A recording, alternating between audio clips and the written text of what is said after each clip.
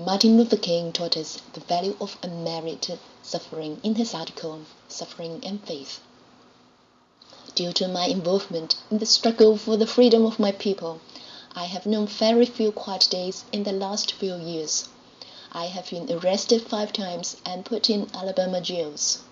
My home has been bombed twice.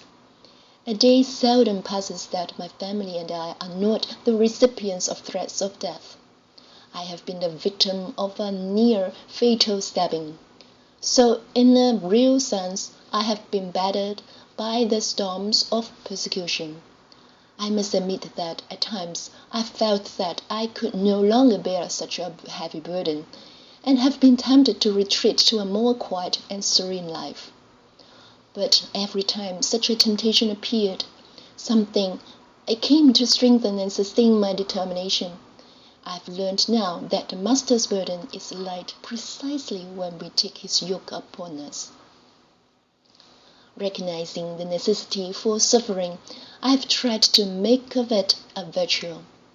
If only to save myself from bitterness, I have attempted to see my personal ordeals as an opportunity to transform myself and heal the people involved in the tragic situation which now obtains. I have lived these last few years with the conviction that unearned suffering is redemptive. There are some who still find the cross a stumbling block, and others consider it foolishness.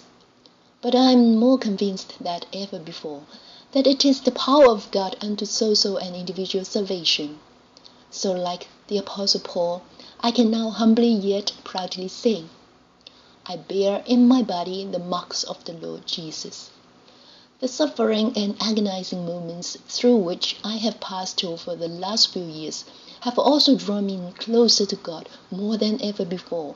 I am convinced of the reality of a personal God.